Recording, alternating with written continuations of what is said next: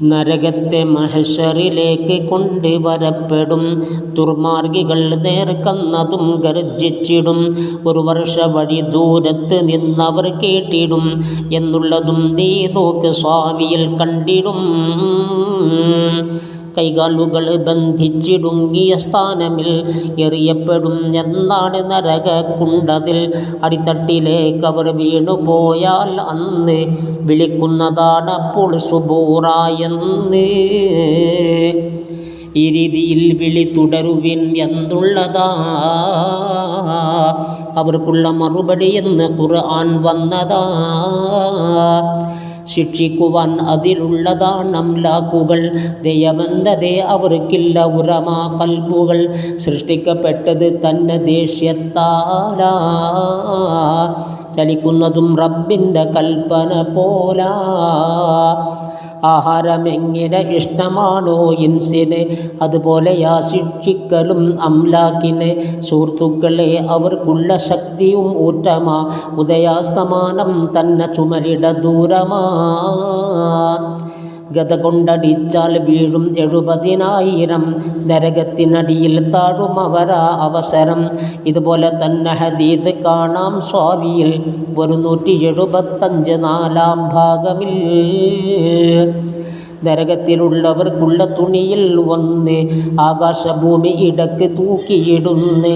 അതിനുള്ള ദുർഗന്ധം ശ്വസിച്ചാൽ പിന്നെ ഭൂലോകവാസികൾ തുലയുമെന്നാ പൊന്നേ.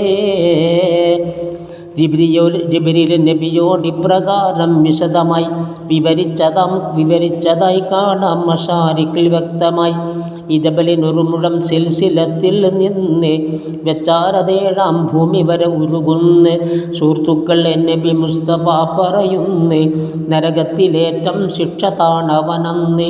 കൊടുക്കുന്നതാ തീയാല 2 ചെരിപ്പുകൾ. ധരിച്ചാലുടൻ പതക്കുന്നതാ തലച്ചോറുകൾ. ഉരുളിക്കകം ചൂടേറ്റതായി തിളക്കുന്ന എണ്ണക്ക് സാമ്യം എന്ന് തോന്നുമതെന്നാ. അതുമാത്രമല്ല അവനുള്ള ചെവികൾ 2 തീക്കട്ടയായി മറയുന്നതാണടപ്പല്ലും. കൂടാതെ ചുണ്ടുകൾ 2 അപ്പോൾ തന്നെ ജ്വലിക്കുന്നതാ തീയാൽ. അതെല്ലാം പൊന്നേ. എന്തിന് പറയുന്നുള്ളിലെ കുടലൊക്കെയും പുറത്തേക്ക് വരുമെന്നാണ് കഥമിൽ കൂടിയും. നരകത്തിൽ ഇന്നേറ്റം ഭയങ്കര ശിക്ഷയും അവനുള്ളതായെന്നാണ് ഭാവന തന്നെയും. തമ്പീഹിലുണ്ടിത് നോക്കിയാൽ കാണുന്നതാ. അത് ബാബു സിഫത്തിനാറതിൽ വിവരിച്ചതാ. നരകത്തിലുണ്ട് ആഴമേറിയ കുണ്ടുകൾ. വിഷമൂത്ത പാമ്പതിലുണ്ട് ഉഗ്രം തേളുകൾ. തേളിൻ്റെ നാവിന് നഖല് പോലാ നീളവും. എന്നിബിനു മസ്ഊദാൽ പുലർന്നീ വാക്യവും. കൂടാതെ അവർക്കെത്തുന്നതാണൊരു ദാഹവും. അപ്പോൾ അവർ തെണ്ടുന്നു കിട്ടാൻ വെള്ളവും. വർഷം 1000 തെണ്ടിയാലൊരു മേഘവും. വെളിമാകുമപ്പോൾ വരും അവർക്കതിൽ മോഹവും. സുബ്ഹാന റബ്ബി ചൊരിയുമേ അതിൽ നിന്ന്. തേളിൻ്റെ കൂട്ടം കുതിര പോലിരിക്കുന്നേ. വർഷം 1000 എത്തിയെന്നാൽ തന്നെ അത് കുത്തിയാൽ മാറാത്ത വേദന പൊന്നേ. വീണ്ടും അവർ മഴ കിട്ടുവാൻ മോഹിക്കുമേ.